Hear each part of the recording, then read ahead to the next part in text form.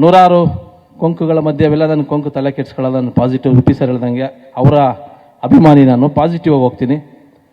ನನಗೆ ಕಿಚ್ಚ ಸುದೀಪ್ ಸರ್ ಅವರು ನನಗೆ ಪರಿಚಯ ಮಾಡಿಕೊಡ್ತಾರಲ್ಲ, ನಮ್ಮ ಅಲಂಕಾರ್ ಪಾಂಡ್ಯನ್ ಸರ್ನ, ಚಂದ್ರು ಜೆಂಟ್ಲ್ಮನ್ ನಮ್ಮ ಹುಡುಗ ಅಂತ, ಅವ್ರು ನನಗೆ ಸ್ನೇಹ ಆಗುತ್ತೆ. ಕಬ್ಜಾದಲ್ಲಿ ನಾನು ಬರಹಗಾರನಾಗಿ, ನಿರ್ಮಾಪಕನಾಗಿ, ನಿರ್ದೇಶಕನಾಗಿ ಅದು ಕಷ್ಟಪಟ್ಟೆ ಅನ್ನೋದಕ್ಕಿಂತ ಹೆಚ್ಚಿಗೆ ನಾನೇ ಇಷ್ಟಪಟ್ಟು ತೊಗೊಂಡಿದ್ದಲ್ವಾ, ಸೊ ಅದು ನನ್ನ ಕಬ್ಜಾ ಮಾಡ್ಕೊಂಡಿತ್ತು. ಎನಿವೇ ಅದು ನಾನೇ ನೋಡಿಕೊಂಡೆ.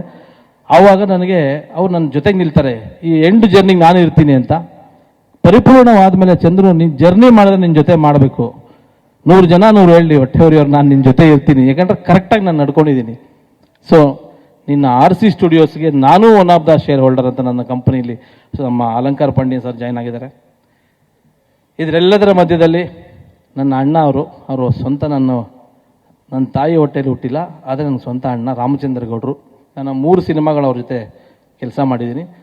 ನನಗೆ ಮುಂದೆ ನಿರ್ಮಾಪಕರು ಅಂತಿರಲ್ಲ, ನಾನು ಇದ್ದೀನಿ, ನೀನು ಮಾಡೋ 2 ನೀನೇ ಇರಬೇಕು ಅಂತ ಯಾವಾಗಲೂ ನಿಂತ್ಕೊಳ್ತಾರೆ. ಇವತ್ತಿಗೂ RC ಸ್ಟುಡಿಯೋಸ್ಗೂ ಅವರೇ ಇನ್ಸ್ಪಿರೇಷನ್ ಅವರು.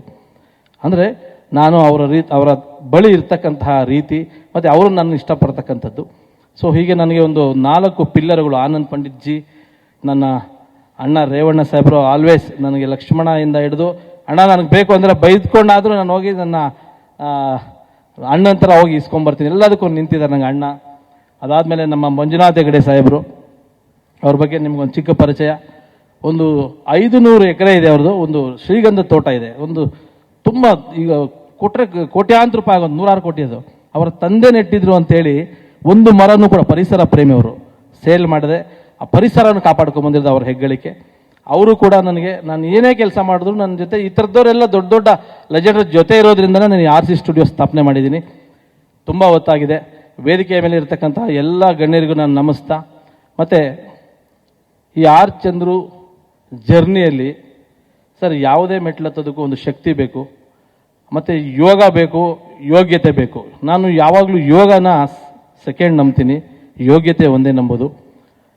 ಕೆಲವರಿಗೆ ಲಿಫ್ಟ್ ಸಿಕ್ಕಿ ಬೇಗ ಹೋಗ್ತಾರೆ, ಕೆಲವರು ಮೆಟ್ಲತ್ಕೊಂಡು ಬೇಗ ಬರುತ್ತೆ, ನಿಧಾನ ಸ್ವಲ್ಪ ಲೇಟ್ ಆಗ್ಬೋದು ಅಷ್ಟೇ, ಬಟ್ ಗೋಲ್ ಒಂದೇ ಇರುತ್ತೆ.